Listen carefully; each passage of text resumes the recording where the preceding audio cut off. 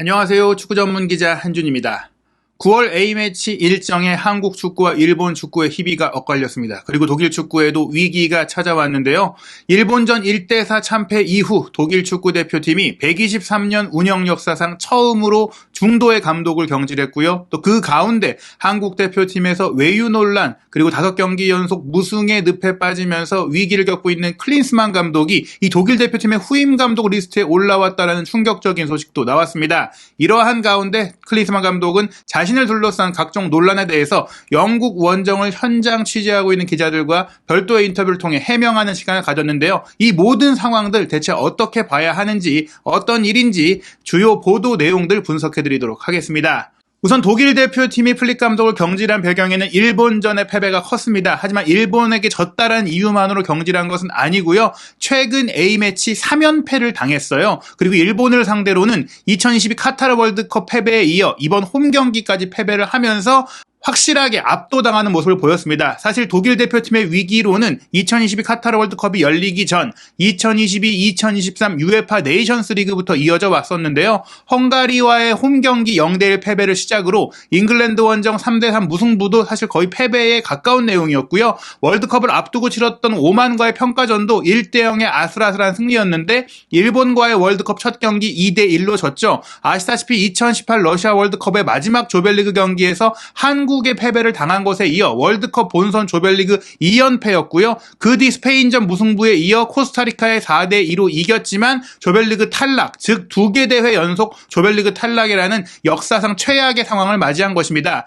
이런 독일은 2024년 유로 대회를 개최하게 되는데요. 그렇기 때문에 유로 2024 예선전을 치르지 않고 있는데 이 평가전 일정에서 계속해서 지고 있습니다. 2023년 3월 A매치에서 페루에 2대0으로 이긴 이후에는 내리 승리가 없는데요. 벨기에전 2대3 패배는 그래도 벨기에가 강팀이라는 점에서 이해할 만하지만 우크라이나전 3대3 무승부는 우크라이나가 지금 전쟁 문제로 혼란한 가운데 홈에서 비긴 것이고 폴란드전 0대1 패배, 콜롬비아전 0대2 패배도 득점 없이 졌습니다. 일본전 같은 경우에 득점을 하긴 했지만 무려 4골을 내주면서 참혹한 내용을 보였는데요. 이어질 프랑스와의 평가전이 큰 우려를 낳고 있는 가운데 결국에는 루디 펠러 단장이 임시 감독을 맡는 체제로 독일이 변화를 택했고 정식 감독을 찾고 있는 상황입니다. 일본전 후 플릭 감독의 인터뷰가 더 큰 논란이 됐었어요. 당연히 실망스럽다라는 말을 시작으로 일본이 더 나은 팀이었으며 독일은 현재 일본을 무너뜨릴 수 있는 수단이 없다라고 이야기를 한 것입니다. 즉 나는 경기 중에 어떻게 손을 쓸 수가 없었다고 얘기한 거예요.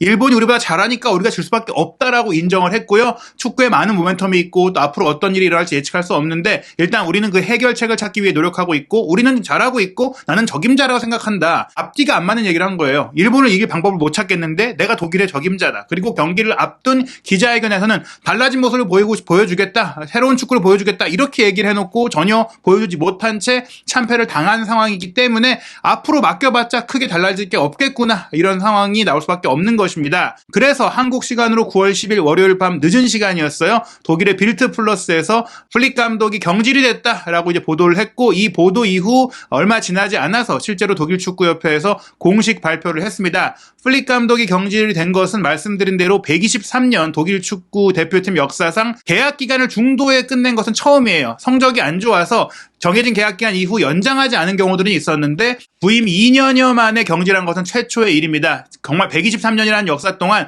플릭 감독 이전에는 정식으로 감독에 부임했던 인물이 10명에 불과할 정도로 장기 집권을 보장했었고 또 오랜 기간 팀을 맡겼던 독일이거든요. 물론 클린스만 감독 같은 경우에는 2004년부터 2006년까지 부임해서 2006년 독일 월드컵만 맡고 떠나긴 했는데 애초에 계약 기간이 그랬고 실질적으로는 당시 수석 코치였던 요하임 레브가 조금은 이름값이 부족하기 때문에 자국에서 열리는 월드컵을 맡기기엔 조금 아쉽다라는 여론들이 있어서 클린스만 감독 레브 소속 코치 체제로 간 다음에 이제 레브 감독에게 자연스럽게 인수인계를 하는 형태가 됐고 그 체제로 정말 오랫동안 15년이 이어졌잖아요. 실질적으로는 클린스만 호도 레브 감독이 좀 운영을 해왔다라고 봐야 되기 때문에 17년 가까이 한 감독으로 간 거고요. 그 이전에 이제 현재 단장이자 현재 임시 감독을 맡게 된 루디 펠러 같은 경우도 2000년부터 2004년까지 길게 이끌었었고 물론 에리히 리벡 감독도 프랑스 월드컵 실패 이후 유로 2000까지 우승까지 실패를 했기 때문에 그 사이에 짧게 팀을 맡긴 했지만 그 전에 베르디 포그츠 감독은 1990년부터 1998년까지 8년간 팀을 이끌었었고 베켄바우어 감독도 1984년부터 90년까지 이끌면서 또 1990년에 월드컵 우승을 또 이끌었던 바가 있죠. 그 전에 감독들도 거의 뭐 굉장히 긴 기간 동안 팀을 이끌어 왔기 때문에 어떻게 보면 이제 플릭 감독은 역사상 최악의 감독으로 남게 됐다 이렇게 봐야 될 것 같은데요. 플릭 감독이 물러난 이후 빌트지에서 후임 감독 리스트를 공개했는데 여기에 충격적이었던 게 클린스만 감독이 포함된 것입니다. 한 명씩 살펴보면 프랑크푸르트의 유로파리그 우승을 이끌었던 글라스너, 그리고 독일 대표팀의 공격수로 활약했고 현재는 감독으로 막 경력을 만들어가고 있는 미로슬라프 클로제, 그리고 펠러 단장은 지금 현재 임시 감독이고 정식 감독이 되지는 않을 거예요. 그리고 리버풀을 맡고 있는 위리겐 클롭, 독일 축구 레전드인 잠머, 여기에 한국 대표팀을 맡고 있는 클린스만 감독이 있고요. 네덜란드 감독을 맡다가 물러나서 이제 감독직을 은퇴한 것으로 알려진 루이스 파날, 그리고 독일 축구 레전드인 로타어 마테우스와 레알 마드리드를 떠난 이후 프랑스 대표팀 감독직을 원했으나 데시안 감독이 계속해서 좋은 성과를 내다 보니까 부임하지 못한 지단 감독, 그리고 현재 바이에른 뮌헨에서 물러난 나겔스만 감독이 있는데 여기서 이제 파날 감독 같은 경우에는 바이에른 뮌헨 감독을 이끌면서 또 좋은 성과를 냈던 바가 있고 지단 감독이 이제 외국인 감독이지만 분명히 레알 마드리드를 이끌면서 보여준 성과가 있기 때문에 외국인 감독으로 올라와 있습니다. 독일 대표팀이 역사상 외국인 감독을 선임한 적이 없기 때문에 가능성이 높지 않다라고 볼 수 있어서 나머지 인물들은 결국에는 독일 대표팀은 독일 사람이 이끌어야 되지 않겠느냐라는 얘기들이 있어요. 그래서 아마도 이 후보군 안에 클린스만 감독이 있는 것 같은데요. 독일 내 매체들과 여론에 따르면 사실 마테우스도 감독으로서 뭔가를 보여줄 수 있는 그런 검증되어 있진 않은 인물이고 또 클린스만 감독 같은 경우에는 2006 독일 월드컵에 4강이라는 성과를 내긴 했지만 그 당시에도 이제 한국 대표팀에서 겪고 있는 논란을 그대로 겪었었고 무엇보다 한국 대표팀을 맡기 이전 가장 근래의 경력인 헤르타 베를린 감독 시절에 보여줬던 그 좀 기행들 때문에 여론이 굉장히 안 좋습니다. 그래서 로타워 마테우스 노, 위르겐 클린스만은 노라고 이제 나오고 있는 것들이 보이고 있죠. 일단 바바리안 풋볼 웍스라고 바이에른 뮌헨 소식을 전문으로 다루는 독일 매체에서도 이 후임 리스트를 분석하고 반응들을 소개를 했었는데요. 현재로서는 나겔스만 감독에 대한 인기가 높긴 한데 이 나겔스만 감독은 아직 젊고 어리다 보니까 많은 시간을 함께하면서 본인의 철학을 주입하기 어려운 대표팀을 맡고 싶어 하진 않는다. 그리고 클로제 같은 경우에는 아직 감독으로서 설익었다. 파날 감독의 인기가 가장 많은데 파날 감독은 지금 나이에 문제가 있고 좀 최근에 또 2022 카타르 월드컵이 메시를 위해 조작됐다라는 발언을 하면서 또 논란도 되고 있어요. 그러다 보니까 쉽지가 않고 독일 클롭 감독 같은 경우에는 이미 리버풀을 맡고 있잖아요.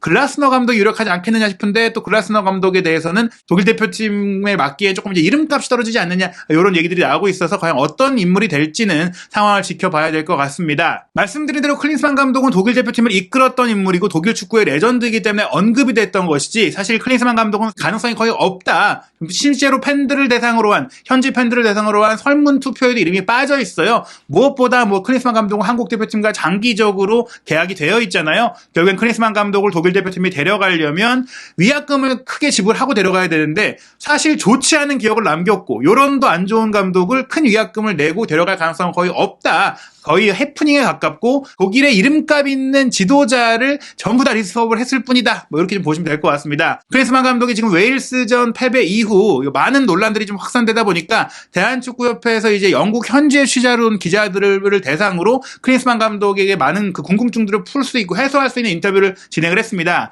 가장 좀 논란이 됐던 것이 첼시와 바이에른 뮌헨의 레전드 매치에 클린스만 감독이 명단에 이름을 올렸기 때문에 이거 영국에 갔던 것이 영국 원정 경기를 한 것이 본인의 일정 때문이 아니냐 이런 논란까지 생겼었거든요. 실제로 사우디와의 친선 경기가 뉴캐슬에서 열리는데 런던과 뉴캐슬의 거리가 400km가 넘어요. 그런데 한국 대표팀은 런던에서 훈련을 합니다. 이게 첼시와 바이에른 뮌헨의 레전드 매치를 빨리 이제 훈련하고 가려고 한 게 아니냐 그렇게 잡은 게 아니냐 이런 논란들이 있었는데 이것에 대해서 클린스만 감독은 나는 그 경기 출전을 수락한 적이 없다라고 얘기를 했고요. 또 대한축구협회도 원래는 멕시코와 영국에서 경기를 치를 예정이었고 그 당시에는 경기를 런던에서 치를 예정이었기 때문에 훈련장을 잡았었던 것인데 멕시코와의 경기가 취소되고 급히 사우디와 경기를 하게 됐다 보니까 또 사우디에서는 뉴캐슬에서 경기를 하고 싶어 했기 때문에 전세기를 대절한다고 했기 때문에 그렇게 일정이 된 것이다. 장소가 잡힌 것이다 라고 설명을 했습니다. 그렇기 때문에 이 부분은 이제 조금 오해였다라는 것이 확인이 됐는데요. 그렇다면 클린스만 감독이 계속해서 외부 일정 위주로 하고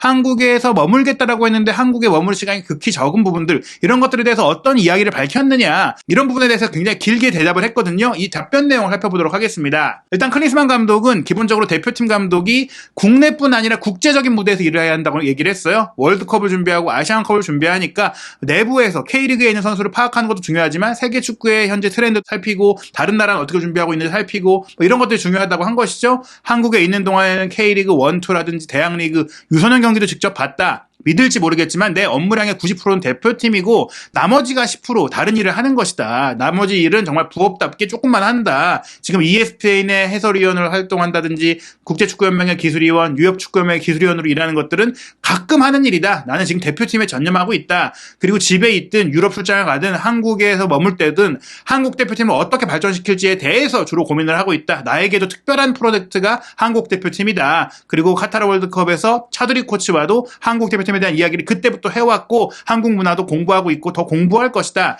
다만 이번 이강인 선수라든지 아시안게임 선수 차출 논란 때 병역 의무에 대해 내가 잘 몰랐다라고 설명을 합니다. 너무 이제 협업이 안 되는 거 아니냐, 자기만 생각만 하는 거 아니냐라는 부분에 대해서 이 병역 문제에 대해 잘 몰랐기 때문에 뭐 이렇게 된 것이다. 뭐 이렇게 얘기를 했습니다. 그리고 한국 상주 문제에 대해서 조금 더 디테일하게 이야기를 하게 되는데요. 한국 팬들이 내가 한국에 머무르면서 매주 K리그 경기장을 가야 한다, 다녀야 한다고 생각하는 걸 나도 알고 있다. 그리고 초기에는 나도 한국에 있으면서 K리그 경기 계속 보러 다녔다. 이제 처음 왔으니까 그때는 열심히 봤다. 하지만 일단 기본적으로 내가 계속 한국에 있어야 된다고 말한 사람이 아무도 없었다. 즉 한국 대표팀 감독직을 계약할 때 애초에 조건이 한국에 계속 있는다. 이게 아니었다라는 얘기입니다. 즉 대한축구협회에서 요구한 사항이 아니었다. 그래서 대표팀 소집 일정이 없는 7월과 8월에는 나는 미국에 집으로 갔고 거기서 원격으로 K리그 경기도 보고 다른 일들을 했다. 그리고 올스타전이 열릴 때 한국에 돌아왔는데 그때는 올스타전이니까 K리그의 모든 감독들이 그 경기에 올 거라고 생각해서 온 것이었다. 그런데 올스타전이 이제 쿠팡이 주최하는 것이다 보니까 K리그 감독들이 다 오는 게 아니다 보니까 나는 그냥 현장에 왔지만 거기 아무도 없는 VIP룸에서 경기를 봐야 했다. 뭐 이렇게 설명을 하기도 했어요. 나는 필요한 시점 조금 효율적으로 움직였던 것이다. 무엇보다 7월과 8월에는 대표팀 일정이 없으니까 내 집으로 가도 되겠다고 생각을 했다. 그리고 집에서도 협회와 얘기하고 코치와도 얘기하고 선수들과도 얘기했다. 결국엔 이제 소통의 문제였을 뿐이다. 그리고 애초에 약속된 부분이 아니다라고 얘기를 한 것인데요. 그러면서 이제 국가대표팀의 감독의 일은 국제적인 무대에서 일을 하는 것이지 K리그 감독과는 다르다. 이제 한국에서 내가 다 경기를 보고 K리그만 지켜보는 게 아니다. K리그를 중심으로 일하지 않는다고 했습니다. 그러면서 이제 최근에 성적을 내지 못한 부분에 대해서는 6월에는 손흥민 선수의 탈장 수술, 김민재 선수의 훈련소 입소, 지금은 이강인이 없다. 핵심 선수가 빠졌기 때문에 성적이 잘 나올 수 있다라고 이제 또 한 번 이전 경기 때 얘기했던 변명을 했는데요. 다만 내가 지금 잘했는지 못했는지에 대한 판단은 이 평가전이 아니라 2014년 1월에 있을 카타르 아시안컵으로 해달라. 그리고 난 자신이 있다. 왜냐하면 내가 지금 내 일을 제대로 하고 있고 경험이 풍부한 코치들도 있고 선수들도 아시안컵 우승에 대한 동기부여가 확실하니까 안 될 리가 없다. 우리가 아시안컵에서 우승할 수 있다는 말을 나는 주저없이 할 수 있다라고 얘기를 하면서 4강도 성공적이라고 말할 수 있겠지만 나에게 성공은 오직 우승뿐이다. 내가 우승하는지 안 하는지 못하는지 지켜보고 확인해달라. 지금은 새롭게 선수단을 구성하고 있고 젊은 선수들도 보고 있고 선수들의 발전 상황을 점검하고 있고 적응을 빨리 하는 선수도 있고 못하는 선수도 있고 또 북중미 월드컵을 바라보고 뽑아야 되는 선수도 있다. 지금은 만들어가는 중이지 내가 평가전에 승리를 하고 싶긴 한데 그 승리를 위해서 당장 요 한 경기만 보고 운영하는 게 아니니까 지켜봐달라라고 이제 이야기를 했습니다. 그러면서 한국 상주의 문제에 대해서 앞으로는 한국에 머물겠다 이렇게 얘기한 게 아니에요. 내 방식을 이해하는 사람도 있고 내가 한국에 머물러야 한다고 생각하는 사람도 있는데 할 일이 없을 때 서울에 머무르는 것보다는 뭐 런던에 가서 경기 보거나 뮌헨에 가서 김민재를 보거나 그래서 나폴리도 갔었고 베오그라드로 가게 된 황인범도 가서 만나고 이렇게 한국과 유럽을 오가면서 일하는 게 좋다라고 생각을 한다. 뭐 이렇게 얘기를 했어요. 결국엔 앞으로도 이런 형태로 일할 것이다. 가서 각 클럽들의 또 고위 인사도 만나고 지도자들도 만나고 해외 축구, 유럽 축구의 상황도 파악하는 것이 더 낫다. 한국에서 K리그만 보는 것이 결코 효율적이지 않다. 팬들이 원하는 대로 일한다면 오히려 업무 효율이 떨어질 것이고 역효과가 될 수 있다. 팬들이 보고 싶어하는 대로 일하는 것은 비효율적이다. 라고 얘기를 했습니다. 원론적으로는 맞는 얘기긴 하지만 이러기엔 너무 한국에 있는 시간이 적었던 게 아니냐. 이걸 왔다 갔다 할 수 있어요. 그런데 와서 있는 시간이 너무 적지 않느냐라고 생각이 드는 것이죠. 축구 색깔에 대한 질문이 있었습니다. 계속해서 본인의 색깔이 드러나지 않는 경기를 했는데 어떤 축구를 하고 싶은 거냐라는 질문도 있었는데요. 나는 공격수였기 때문에 공격적인 축구를 사랑한다. 전방 압박, 고강도 플레이, 빠른 템포를 갖춘 리버풀 같은 축구를 좋아한다고 했습니다. 하지만 대표팀 감독은 보유한 선수의 장점을 바탕으로 최선의 방법을 찾아야 된다. 선수를 영입할 수도 있는 것도 아니고 내 마음대로 구성할 수가 없기 때문에 그 선수들의 장점을 잘 발휘할 수 있는 축구와 내가 원하는 축구를 적절히 섞어야 된다라고 얘기를 했어요. 그러면서 공격적인 축구를 기본적으로 선호하니까 나는 공격수를 많이 넣고 있고, 웨일스전도 이제 4-4-2 포메이션에 가깝다고 말씀을 저희도 드렸잖아요. 공격수 4명을 기용을 했다. 대부분의 감독들이 2-3명만 공격수를 쓰는데 나는 4명이나 넣었다. 그리고 손흥민 선수에 대해서도 골문과 가장 가까운 곳에서 득점하도록 나는 만들어주고 싶다. 조규성, 황의조, 오현규도 최대한 득점할 수 있는 앞부분에 쓰겠다. 그리고 이강인 선수가 정말 잘 성장하고 있어서 기쁜데, 아시안 게임에 가서 금메달을 따야 하니까 당분간은, 특히 10월 A매치 때는 안 부르겠죠? 그런 부분들을 좀 얘기한 것 같습니다. 국가대표팀 감독으로서는 선수들의 장점에 맞춰서 팀을 만들겠다. 한국 선수들이 성공을 거둘 수 있는 스타일을 만들겠다. 내 철학을 강조하려면 클럽팀에 가야 된다. 클럽과 대표팀은 일하는 방식이 다르니까 대표팀은 나의 철학을 평가하기 어렵다라고 이야기를 한 것입니다. 그러면서 이제 아시안컵 우승에 대한 의지를 얘기했는데요. 내가 사람들이 원하는 과거의 다른 감독들처럼 똑같이 일한다면 코리안 클린스만은 볼 수 있어도 진짜 클린스만은 사라진다. 감독마다 자신의 특성이 있고 장점이 있고 원하는 게 있고 스타일이 있는데 내 스타일을 존중해달라고 한 겁니다. 그러면서 내가 클린스만으로 한국 대표팀을 성장시킬 수 있는 방법은 유럽을 오가면서 여러 사람들과 이야기를 하고 한국에도 와서 일하는 것이다. 그게 내 유일한 방법이고, 그게 마음에 들지 않는다면 다른 사람을 찾으면 된다. 나는 상관없다. 이렇게 얘기를 했어요. 그러니까 나는 마이웨이를 갈 거고, 내가 마음에 안 들면 경질해라. 그럼 사실 클린스만 감독이 지금 아시안컵으로 평가를 중간에 받긴 하는데 아시안컵 성적으로 인한 경질 조항은 없는 것으로 알려져 있습니다. 즉 장기 계약이 돼 있어요. 즉 중도 경질을 하면은 위약금을 엄청 많이 줘야 됩니다. 물론 상호 합의라는 부분이 있겠지만 클린스만 감독이 아시안컵까지 일단은 당연히 가는 거고, 그 뒤에도 제가 봤을 때 물러날 가능성은 없다고 보거든요. 결국엔 이 방식에 대한 검증을 우리가 이제 계속해서 지켜보면서 살펴봐야 되는데, 아시안컵에 모든 초점을 맞추고 있다고 했고 아시안컵으로 평가받는다고 했기 때문에 그때까지는 저희가 크게 지금 어떻게 뭔가를 손을 쓸 수가 있는 상황이 아니에요. 클린스만 감독이 사우디와의 경기에서는 좀 이런 그 외부 자극들 속에서 좀 집중도 있게 팀을 만들 수 있을지, 10월 경기, 11월 경기까지 좀 뭔가 로드맵을 보일 수 있을지 궁금한데, 사실 이 발언들이 원론적으로 틀린 말은 아니지만 이 말과 행동이 정확하게 일치되고 있느냐. 특히 클린스만 감독은 총괄하는 입장에서 그럴 수 있다고 쳐도 코치들은 상주를 해야 되는데 오히려 코치들은 또 상주를 시킬 수가 없습니다. 클린스만 감독에게 큰 연봉을 주면서 코치들의 연봉을 좀 낮춰놨기 때문에 이 코치들의 부업을 막을 수가 없거든요. 그렇기 때문에 사실 차두리 어드바이저를 코치로 아예 좀 선임을 하면서 이재용 피지컬 코치까지 이제 선임을 해서 국내 선수들 관리를 좀 체계적으로 하려고 협회가 움직이고 있고, 아마 이걸 클린스만 감독도 논의가 됐겠지만 여러 가지로 우려가 되는 건 사실이거든요. 과연 이제 클린스만 감독이 해외 선수들을 이제 관리하고 해외 유럽 축구의 트렌드를 얼마나 듣고 오고 배워와서 적용할지를 지켜봐야 되겠지만, 결국에는 이 방식이 옳고 그름은 결과로 드러날 것 같아요. 지금 이 논란들은 초반에 왔을 때 3월까지만 해도 생각보다는 괜찮은 경기라고 보여줬기 때문에 좋은 평가들이 있었지만, 지금 문제는 결과를 못 내고 있고 내용이 안 좋기 때문입니다. 또 거듭할수록 경기가 이어지면 더 좋아져야 되는데 더 안 좋아지고 있기 때문이거든요.